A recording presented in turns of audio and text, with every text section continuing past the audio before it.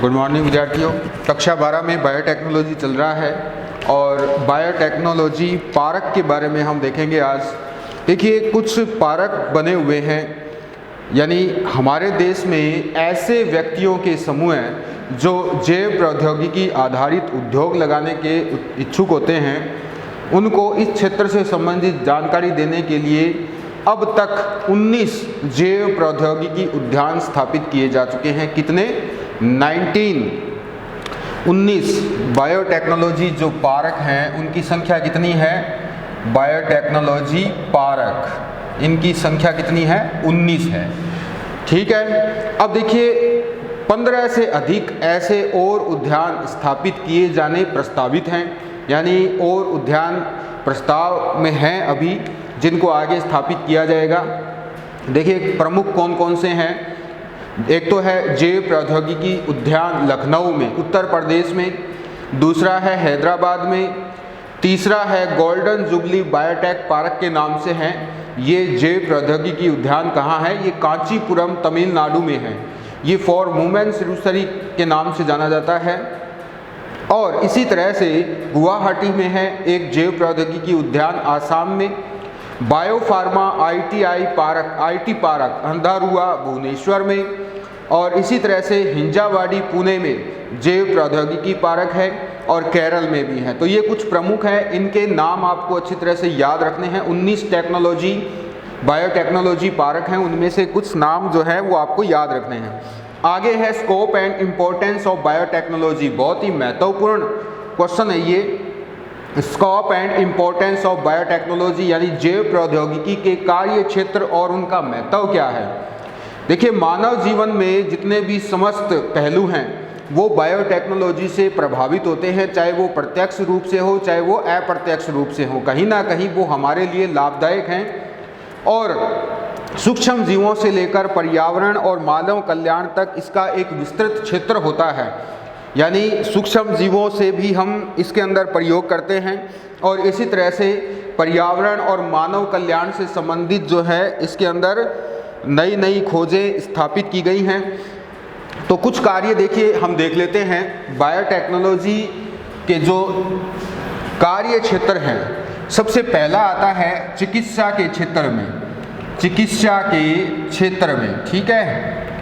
चिकित्सा के क्षेत्र में इसका क्या महत्व है? देखिए, जेनेटिक इंजीनियरिंग द्वारा रूपांतरित जीवाणुओं से प्राप्त बहुमूल्य औषधियाँ जैसे ह्यूमेलिन, मानव वृद्धि हार्मोन, जो ग्रोथ हार्मोन होता है मानव में, उनका निर्माण करवाया जाता है, जिससे कि आगे जो ऐसे वामन मनुष्य होते हैं उनको इन हार्मोन को देकर के उनमें वृद्धि को उत्प्रेरित किया जाता है। इसी तरह से ह्यूमेलिन जो है वो भी एक इंसुलिन से रिलेटेड एक हार्मोन है जो कि डायबिटीज़ को कंट्रोल करता है। ह्यूमेलिन और जो मानव ग्रोथ हार्मोन है उनकी प्राप्ति कहाँ से होती है? जेनेटिक इंजीनियरिंग में प्रयोगों के माध्यम से इनका निर्माण किया जाता है और फिर संबंधित रोगों का उपचार किया जा सकता है। ठीक है। तो बहुमूल्य औषधियाँ जेनेटिक इंजीनियरिंग के माध्यम से बनाई जाती है। इसी तरह से चिकित्सा के क्षेत्र की ही बात की जाए तो जो जीवाणु हैं उनसे टीके प्राप्त किए जा सकते हैं। जैसे जो सूक्ष्म जीवाणु हैं उनसे टीके प्राप्त किए जाते हैं। जैसे हम देखते हैं पेनिसिलिन क्या है, वो भी बायोटेक्नोलॉजी क्षेत्र से ही निकला है। पेनिसिलिन है, स्ट्रेप्टोमाइसिन है, ठीक है। तो इस तरह के जो टीके हैं वो प्राप्त किए जाते हैं जेनेटिक इंजीनियरिंग के माध्यम से। और ऐसे टीके सामान्य टीकों की अपेक्षा कैसे होते हैं? एक तो सस्ते होते हैं और निदान में, रोगों के उपचार में कारगर भी सिद्ध होते हैं। इसी तरह से जेनेटिक इंजीनियरिंग के माध्यम से ही आनुवांशिक रूपांतरित जीवाणुओं द्वारा डीएनए का उत्पादन किया जाता है। आनुवांशिक रूपांतरित जीवाणुओं का मतलब यही है कि रेप्लिकेशन करवाया जाता है डीएनए का, और जिससे कि किस्मों में सुधार किया जाता है, यानी कि उनके डीएनए अनुक्रम में हेरफेर किया जाता है। तो आनुवांशिक रूपांतरित जीवाणुओं द्वारा इस तरह से डीएनए का क्लोन तैयार किया जाता है। ठीक है। और ये भी क्या है, कोशिकीय स्तर को सुधारने में उपयोगी होता है। जैसे हम जीवाणुओं में लैंगिक जनन जो कि अप्रत्यक्ष रूप से होता है उसके बारे में पढ़ते हैं। कंजुगेशन एक ऐसी प्रक्रिया है जिसके अंदर हम देखते हैं कि जीवाणुओं का डीएनए जो एक नर जीवाणु है उससे मादा जीवाणु में ट्रांसफ़र हो जाता है, यानी कि नर प्रभेद से मादा प्रभेद में इस तरह से डीएनए का ट्रांसफ़र किसके माध्यम से करवाया जाता है? प्लाज्मिड के माध्यम से करवाया जाता है, जो कि एक्स्ट्रा क्रोमोसोमल स्ट्रक्चर होती है जीवाणु कोशिका में। ठीक है, तो उस प्लाज्मिड के माध्यम से जो उसका मुख्य डीएनए है वो आगे दूसरी कोशिका में ट्रांसफ़र होकर के वहाँ पर रेप्लिकेट होता है और उस कोशिका को अपने जैसी ही बना देता है, यानी कि जो नर प्रभेद से निकला जो डीएनए अणु है वो डीएनए श्रृंखला आगे मादा प्रभेद में जाकर उसको भी कैसा कर देती है? प्लस कर देती है, यानी कि प्लस माइनस अगर दोनों को मान लिया जाए। और इसी तरह से हाइब्रिडोमा टेक्निक द्वारा मोनोक्लोनल प्रतिरक्षियों का प्रयोग भी उत्पादन भी किया जाता है। जो मोनोक्लोनल एंटीबॉडीज होती हैं वो प्रतिरक्षा तंत्र को प्रभावी बनाने में कारगर होती है। प्रतिरक्षा तंत्र से मतलब यही है, हमारे शरीर में एक इम्यून सिस्टम होता है जिसमें कि बी लिम्फोसाइट कोशिकाएं लगातार इस तरह से जो प्रतिरक्षी हैं उनका उत्पादन करती रहती हैं, जिससे कि रोगों से लड़ने की क्षमता दुगनी हो जाती है। हम ये कह सकते हैं कि हमारे शरीर में उपस्थित जो इम्यून सिस्टम है वो हमें रोगों से लड़ने में क्या बनाता है? कारगर बनाता है, यानी कि सक्षम बनाता है। ठीक है, तो उस इम्यून सिस्टम को मोनोक्लोनल एंटीबॉडीज का उत्पादन कर स्ट्रॉन्ग बनाया जाता है। इसी तरह से जीन थेरेपी की तकनीकें भी चिकित्सा के क्षेत्र में विकसित की जाती है। किसके माध्यम से? बायोटेक्नोलॉजी के माध्यम से जीन थेरेपी द्वारा कई रोगों का उपचार किया जाता है, जैसे कि कैंसर का उपचार जीन थेरेपी द्वारा किया जाता है। ठीक है, तो आनुवांशिक रोगों का उपचार भी जीन थेरेपी द्वारा किया जाता है। आनुवांशिकी रोगों का उपचार जीन थेरेपी द्वारा किस तरह किया जाता है? जीनों में आनुवांशिक हेरफेर किया जाता है जिससे कि ऐसे रोगों का इलाज संभव होता है। और खाद्य टीकों का विकास किया जाता है। खाद्य टीकों का विकास भी बायोटेक्नोलॉजी से करके रोगों से सुरक्षा प्रदान की जाती है। ये तो बात हुई चिकित्सा के क्षेत्र में। अगर पादप जैव प्रौद्योगिकी के क्षेत्र में देखें, प्लांट बायोटेक्नोलॉजी में किस तरह से ये बायोटेक्नोलॉजी उपयोगी है, तो देखिए हम बता सकते हैं कि इस टेक्निक की सहायता से पादपों में गुणन, संरक्षण, फसल सुधार और वांछित उपापचयों के उत्पादन हेतु अनेक विधियां विकसित की गई हैं। जैसे कि हम जो प्रोपेगेशन है, सूक्ष्म प्रवर्धन जिसे हम कहते हैं, माइक्रो प्रोपेगेशन, ये क्या है? ये है सूक्ष्म प्रवर्धन। ठीक है, इसका भी देखिए प्लांट बायोटेक्नोलॉजी में महत्व है। और इस सूक्ष्म प्रवर्धन विधि द्वारा क्या किया जाता है? वांछित पादप के क्लोन विकसित किए जाते हैं। जो भी पादप, जिस पादप का हमें क्लोन बनाना है उस पादप का क्लोन हम सूक्ष्म प्रवर्धन द्वारा विकसित कर सकते हैं। सूक्ष्म प्रवर्धन से कैसे विकसित करते हैं? क्या होता है कि सूक्ष्म प्रवर्धन में हम पादप का जो वेजिटेटिव जो अंग है, उसका कायिक अंग, उसके माध्यम से इस तरह से उसका क्लोन तैयार करवाते हैं। इसी तरह से दुर्लभ पादप जातियों का संरक्षण किया जाता है। ऐसी पादप जातियां जो कि कैसी है? एंडेंजर्ड है, यानी कि जो कि अब विलुप्त होने के कगार पर है, उनको इस तरह से संरक्षित किया जाता है। उनको बचाने के उपाय इनमें विकसित किए जाते हैं सूक्ष्म प्रवर्धन विधि द्वारा। इसी तरह से व्यावसायिक महत्व के पौधों का गुणन किया जाता है। जो कमर्शियल यूजर्स के जो प्लांट है जिनकी उत्पादन क्षमता को बढ़ाया जाता है, यानी कि उनकी पैदावार को बढ़ा करके मुनाफा जो है वो उसको बढ़ाया जाता है। तो इस तरह से सूक्ष्म प्रवर्धन द्वारा एक तो वांछित पादप का क्लोन तैयार करते हैं। इसी तरह से जो एंडेंजर्ड, जो कि संकटग्रस्त पादप हैं, उनको सुरक्षा और संरक्षण प्रदान किया जाता है। बायोटेक्नोलॉजी पार्क जो है वो इस काम में जो है वो उपयोगी होता है। बायोटेक्नोलॉजी पार्क में इस तरह से इन एंडेंजर्ड प्लांट को संरक्षित किया जाता है।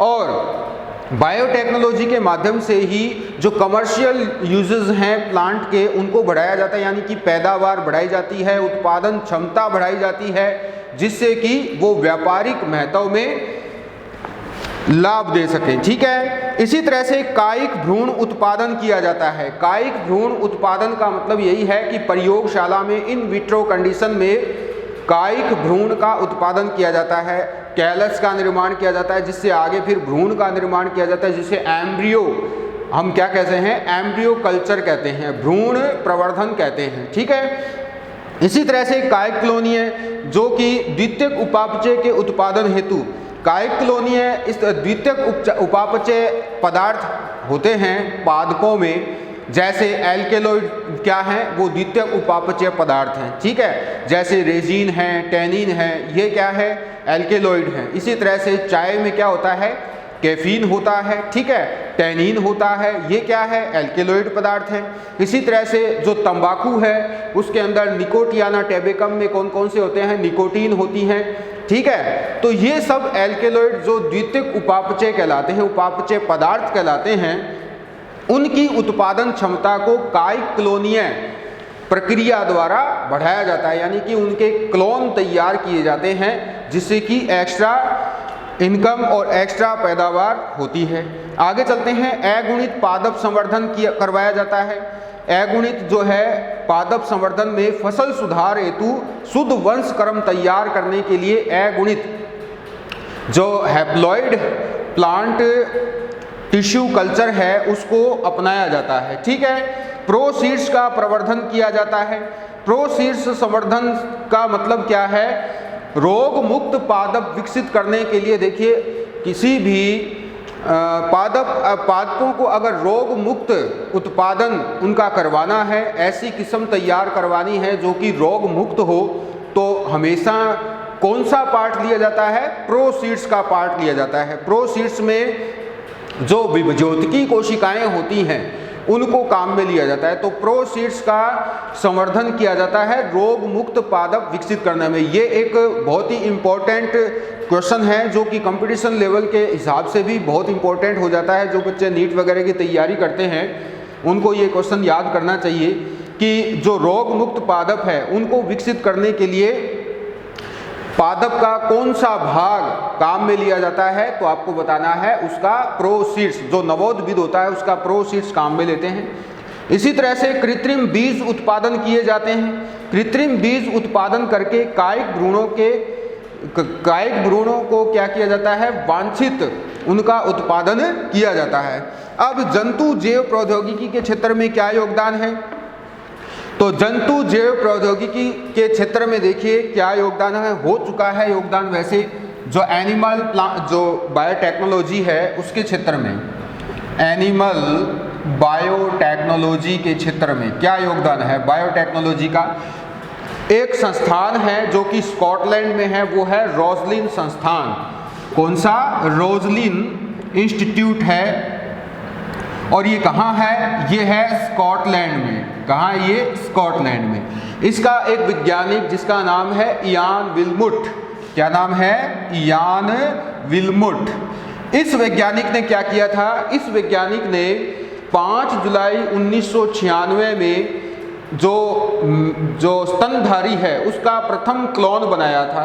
स्तनधारी क्लोन बनाया था किसने, इयान विल्मुट ने। 6 वर्ष की आयु की फिन डॉर्सेट भेड़ की स्तन कोशिका से, एक 6 वर्ष की आयु की कौन सी भेड़ है ये, फिन डॉर्सेट भेड़, फिन डॉर्सेट भेड़ की जो स्तन कोशिका है, ठीक है, स्तन कोशिका से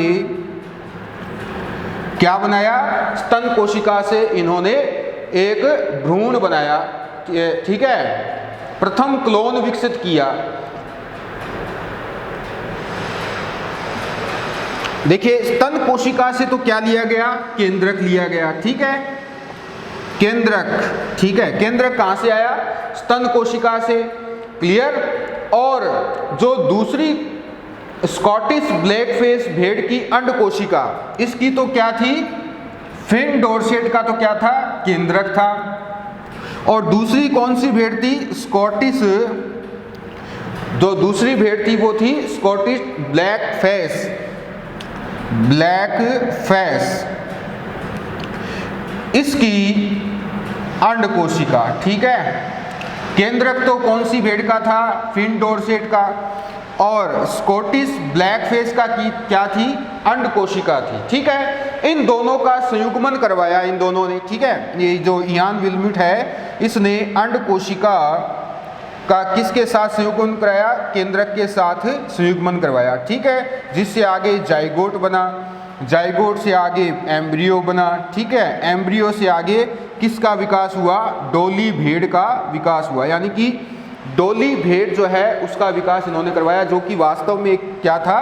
क्लोन था। क्लियर? तो इस तरह से क्लोन इन्होंने बनाने में सफलता प्राप्त की थी। 5 जुलाई 1996 को, 5 जुलाई 1996 को इन्होंने ये काम किया था। और इसकी घोषणा कब की गई?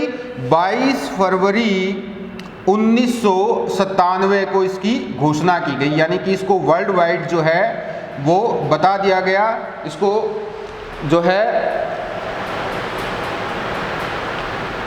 विश्व के सामने रखा गया। और इस क्लोन का नाम क्या रखा इन्होंने? डोली भेड़ रखा, ठीक है। अब देखिए इयान विल्मट और उसके सहयोगियों द्वारा जब ये कार्य किया गया तो एनिमल क्लोनिंग के क्षेत्र में कई संभावनाएं उत्पन्न हो गई और उसके बाद 20 से अधिक जंतु जातियों के वांछित लक्षणों वाली उपयुक्त जातियों की जो है वो रचना की गई है, यानी कि इस तरह से 20 से अधिक क्लोन और बनाए गए हैं, ठीक है। आगे बात करते हैं व्यावसायिक महत्व की सामग्री के उत्पादन में। तो कोशिका उत्तक संवर्धन तकनीक द्वारा अनेक प्रकार के व्यावसायिक रूप से महत्वपूर्ण उत्पाद होते हैं, उनका निर्माण किया जाता है। कौन सी प्रक्रिया द्वारा? व्यावसायिक महत्व के जो हैं कौन कौन से हो सकते हैं व्यावसायिक महत्व के? देखिए कोशिका संवर्धन द्वारा या कोशिका उत्तक संवर्धन तकनीक द्वारा अनेक प्रकार के व्यावसायिक रूप से महत्वपूर्ण उत्पाद इनका उत्पादन किया जाता है। कौन कौन से उत्पाद हैं वो? जैसे अल्कोहल है, एसीटोन है, ग्लिसरॉल है, विभिन्न प्रकार के कार्बनिक एसिड, विटामिन्स, एंजाइम, एकल कोशिका संवर्धन द्वारा प्रतिजैविक, बायोगैस आदि का उत्पादन किया जाता है। तो कोशिका संवर्धन में या कोशिका संवर्धन की बायो ट्रांसफॉर्मेशन टेक्निक द्वारा कम उपयोगी उत्पादों को अधिक उपयोगी उत्पादों में बदला जाता है। तो ये आपको, ये मोस्ट इंपॉर्टेंट है, ये आपको याद रखना है। ये भी एक कंपटीशन लेवल का क्वेश्चन है कि कोशिका संवर्धन में या कोशिका संवर्धन की कौन सी तकनीक द्वारा कम उपयोगी उत्पादों को अधिक उपयोगी उत्पादों में बदला जाता है? तो वो है बायो ट्रांसफॉर्मेशन प्रक्रिया। पर्यावरण के क्षेत्र में देखें तो जीवाणुओं के चुने हुए व रूपांतरित प्रभेदों का उपयोग वाहित मल का उपचार करने में किया जाता है, जो सीवेज होता है उसका उपचार करने में किया जाता है। इसी तरह से औद्योगिक इकाइयों से जो बहिस्त्राव निकलते हैं, जो कि बड़ी बड़ी जो प्लांट लगे हुए होते हैं उनसे अपशिष्ट पदार्थ निकलते हैं और उन अपशिष्ट पदार्थों या बहिस्त्रावों में विषैले पदार्थ उपस्थित होते हैं। तो उन विषैले पदार्थों का डिटॉक्सिफिकेशन किया जाता है, यानी कि उनका निराविशन या निराविषीकरण किया जाता है, यानी कि उन विषैले पदार्थों को अविषैले पदार्थों में बदला जाता है। इसी तरह से खनिज तेलों का विघटन किया जाता है।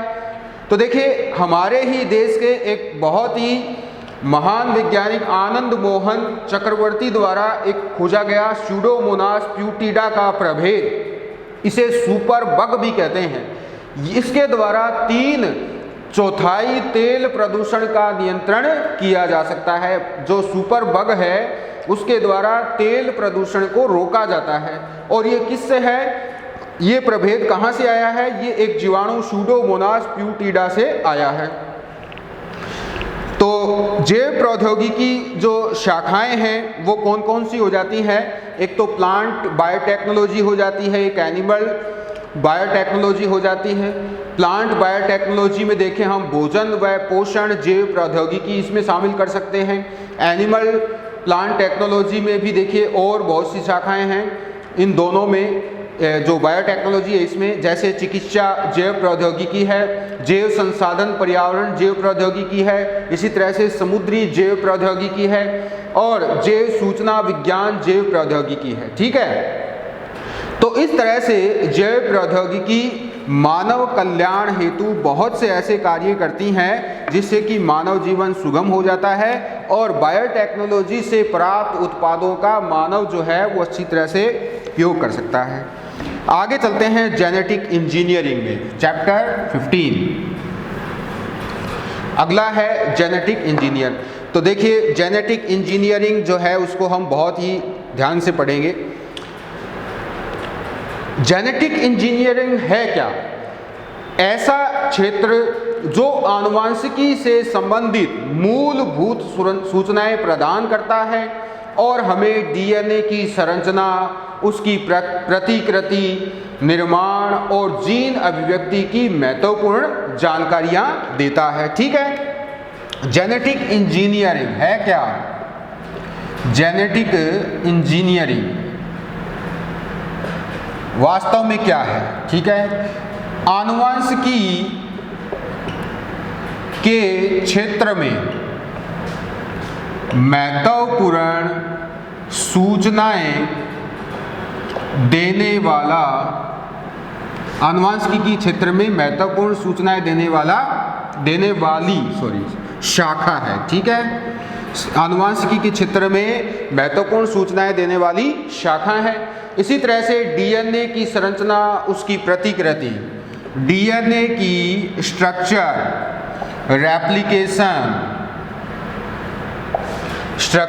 रेप्लिकेशन, निर्माण और जीन अभिव्यक्ति, ठीक है, सिंथेसिस व जीन रेगुलेशन की जानकारी देने वाली शाखा है। ठीक है, जेनेटिक इंजीनियरिंग क्या है? डीएनए की संरचना, रेप्लिकेशन, उनका निर्माण और जीनों की अभिव्यक्ति की महत्वपूर्ण जानकारियां देने वाली शाखा है। देखिए, जो डीएनए का अनुक्रम ज्ञात करने, जीन का क्लोन बनाने और उसको स्थानांतरित करने की तकनीकों को विकसित करने का काम जेनेटिक इंजीनियरिंग में किया जाता है, क्योंकि प्रोकैरियोट और यूकैरियोट में एक समान आनुवंशिक कोड होता है। ये आपको याद रखना है। जो प्रोकैरियोटिक कोशिका और यूकैरियोटिक कोशिका है, उन दोनों में जो जेनेटिक कोड है वो एक समान होता है। ठीक है, 1970 में हरगोविंद खुराना ने परख नली में जीन का संश्लेषण किया था। मैंने आपको बताया भी था कि हरगोविंद खुराना ने 1970 में क्या बनाया था। 1970 में इन्होंने कृत्रिम जीन संश्लेषण किया था ईस्ट से। किससे? ईस्ट से। ठीक है, तो देखिए परख नली में इन जीन का संश्लेषण कर जो रिकॉम्बिनेट डीएनए टेक्नोलॉजी है उसके लिए एक आधार इन्होंने तैयार कर दिया था। किसने? हरगोविंद खुराना ने। इसी तरह से बायोलॉजी की कई जो नई शाखाएं हैं, जैसे कि बायोटेक्नोलॉजी हैं, उसको सर्वोपरि माना गया है। और इसका उद्देश्य क्या है बायोटेक्नोलॉजी का? कि ये जंतुओं और पौधों की आनुवंशिकता में या उनकी गुणवत्ता में सुधार करने का काम करती है और इस उद्देश्य की प्राप्ति के लिए कई तकनीकों को अपनाया जाता है। बायोटेक्नोलॉजी में क्या किया जाता है? जंतु और पादपों, इनकी आनुवंशिकी संरचना या आनुवंशिकता में, गुणवत्ता में सुधार किया जाता है और इन सुधारों की प्राप्ति के लिए कई तकनीकों को अपनाया जाता है। ठीक है, और ये जो तकनीक है इन्हीं को हम जैसे डीएनए क्लोनिंग और जेनेटिक इंजीनियरिंग का नाम देते हैं। किसी भी जीव के मूल डीएनए में बाहरी डीएनए जोड़ने पर उत्पन्न परिवर्तन को हम क्या कहते हैं? डीएनए या पुनर्योगज डीएनए कहते हैं। क्या कहते हैं? पुनर्योगज डीएनए। हम किसको कहेंगे? Recombinant DNA. क्या होता है? Recombinant DNA. इसका हम अगर सरल देखें, इसका सरल रूप क्या होगा? इसका सरल रूप यही है कि किसी भी जीव के मूल डीएनए में किसी जीव के मूल डीएनए में बाहरी डीएनए को जोड़ने से प्राप्त डीएनए रिकॉम्बिनेंट डीएनए कहलाता है। ठीक है, क्या कहलाता है? रिकॉम्बिनेंट डीएनए कहलाता है। यानी कि किसी भी जीव का जो मूल डीएनए है उसमें बाहरी डीएनए जोड़ दिया जाता है और जिससे फिर परिवर्तन होगा और उस परिवर्तन से प्राप्त जो नया डीएनए है उसको हम रिकॉम्बिनेंट डीएनए कहते हैं। तो किसी भी जीव के डीएनए में हेरफेर करने के लिए जो प्रभावी उपक्रम है उसको हम पुनर्योजक डीएनए प्रौद्योगिकी या रिकॉम्बिनेंट डीएनए टेक्नोलॉजी कहते हैं।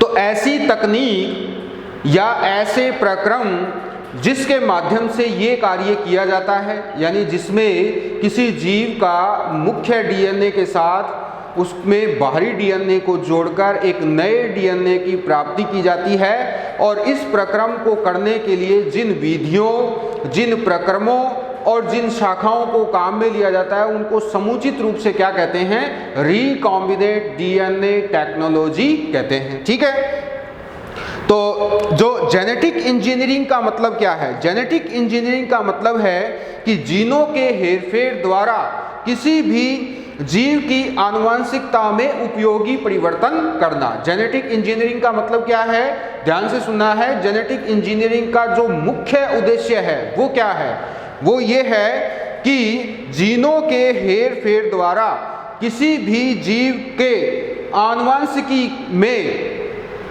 परिवर्तन करना। जीनों के हेरफेर द्वारा किसी भी जीव के आनुवंशिकी में परिवर्तन करना क्या कहलाता है? आनुवंशिकी अभियांत्रिकी कहलाता है। तो पुनर्योगज डीएनए टेक्निक की खोज का श्रेय किसको जाता है? ये जाता है स्टेनले, कोहन, बॉयर और उसके साथियों को। जो रिकॉम्बिनेंट डीएनए टेक्नोलॉजी है इसकी खोज किसने की थी? ये इम्पॉर्टेंट है। DNA recombinant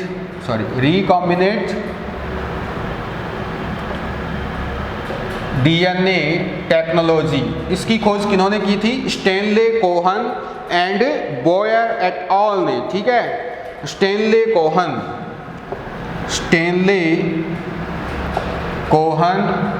and Boyer et al का मतलब होता है उनके साथियों ने। ठीक है, तो इन्होंने 1973 में साल्मोनेला व ई कोलाई जीवाणुओं में पुनर्योगज करके दिखाया था। कौन से जीवाणुओं को इन्होंने काम में लिया? साल्मोनेला। ठीक है, साल्मोनेला टाइफाइड के लिए उत्तरदायी होता है। ठीक है, और ई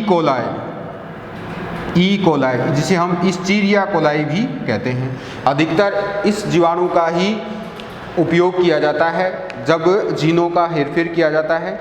तो इन दोनों जीवाणुओं में इन दोनों वैज्ञानिकों और उनके साथियों ने आनुवंशिक हेरफेर करके रिकॉम्बिनेंट डीएनए का निर्माण करवाया था। ठीक है, तो बाकी का हम देखिए कल पढ़ेंगे। आज के लिए बस इतना ही, क्योंकि टाइम पूरा हो चुका है। कल हम इसको विस्तार से जानेंगे और यहीं से जितना मैंने आपको बताया है इसको रिवाइज करते हुए फिर से शुरुआत करेंगे जेनेटिक इंजीनियरिंग। कुछ और बातें भी मैं आपको बताऊंगा जेनेटिक इंजीनियरिंग की, जो आपके लिए हो सकता है नहीं हो लेकिन आपके काम की होंगी। तो आज के लिए बस, धन्यवाद।